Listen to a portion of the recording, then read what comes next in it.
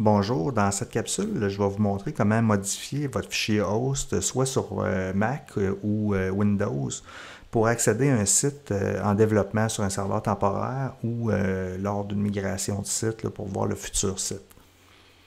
Mon nom c'est Kevin Filto, c'est moi qui vais vous guider dans la réalisation de cette tâche. D'abord, qu'est-ce que ça fait de modifier le fichier host dans votre ordinateur? Lorsqu'on tape un nom de domaine, par exemple youtube.com, c'est toujours associé à une adresse IP, un chiffre qui correspond à l'adresse, si vous voulez, du serveur. En tapant le nom de domaine, votre navigateur va demander à un serveur DNS de lui retourner l'adresse IP. À partir de cette information-là, il va pouvoir se connecter au bon endroit pour afficher la page web.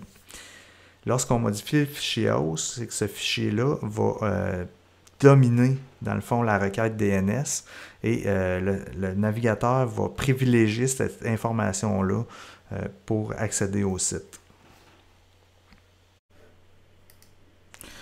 Alors, sur Windows, en bas à gauche, vous avez la barre de recherche. Il s'agit de taper Notepad. C'est le logiciel qu'on va utiliser pour éditer le fichier. Là, ici, c'est important de cliquer avec le bouton de droit sur l'application. Puis Run as Administrator, c'est en français utilisé comme administrateur. Il va vous demander de confirmer l'autorisation. Une fois que Notepad est ouvert, on va aller faire Fichier ouvrir, File open, et rechercher le fichier host en question qui se trouve sur le disque C en général, ou votre disque principal, dans l'onglet Windows. Et ensuite, il faut aller sur l'onglet Système 32. Dans celui-là, il faut retrouver l'onglet, pas l'onglet, mais le dossier Drivers et ensuite le dossier etc. Là, ici, on ne verra pas les fichiers. Il faut aller afficher tous les fichiers en bas à droite avec All File et choisir notre fichier host pour l'ouvrir.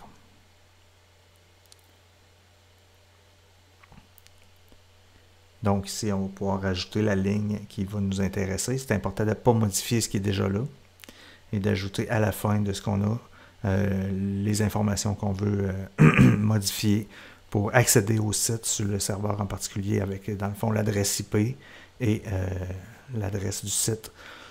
Je suggère toujours de mettre les deux. Si vous utilisez les deux, dans le fond, il y a votre domaine et aussi, après ça, avec un espace avec les 3 W. Enregistrer le fichier. Automatiquement, votre ordinateur va prendre en compte la nouvelle information. Ça peut prendre un certain délai, surtout si on le fait souvent une fois à l'autre. Des fois, ça peut prendre quelques minutes. Là, on peut aller sur le site internet, voir si ça fonctionne. Si on veut modifier ou l'enlever temporairement, en fin de compte, on peut ajouter un dièse en avant de la ligne. Dans ce temps-là, elle devient un commentaire et la ligne est ignorée là, dans le traitement. C'est que si on ne veut pas tout le temps l'effacer puis revenir pour pouvoir la modifier rapidement, c'est une bonne solution.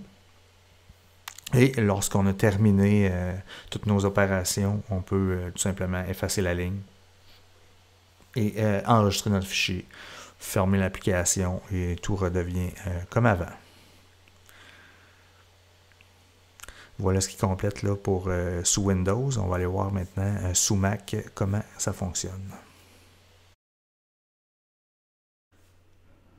Sous Mac, l'opération n'est pas plus complexe. Moi, je préfère l'utilisation de terminal, dans le fond, une console shell qu'on appelle pour aller modifier le fichier plus rapidement.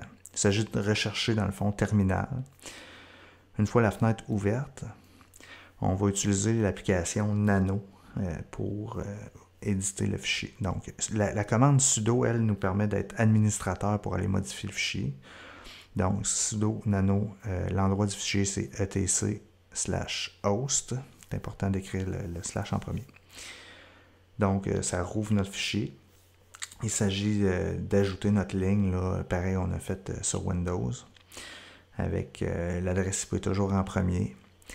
L'adresse du site sans les 3 W, on peut les inverser, ça n'a pas d'importance, sans W et avec W. On peut séparer par un espace ou par une tabulation. On peut avoir plusieurs espaces, ça n'a pas d'importance. Pour enregistrer le fichier, dans le fond, on quitte l'application avec la commande CTRL-X qui va nous demander là, par la suite si on souhaite enregistrer le fichier. Évidemment, il faut faire oui avec Y pour Yes.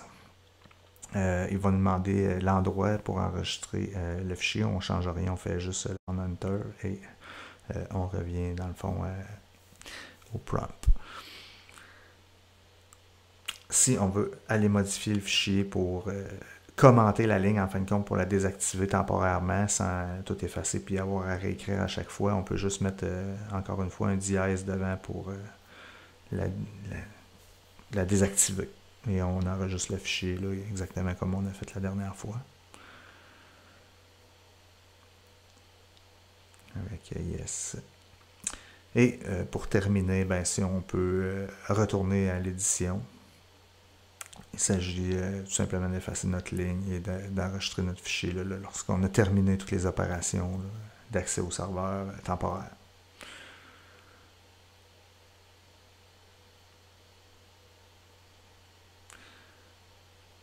Et voilà. Pour terminer, fermer le terminal avec Exit.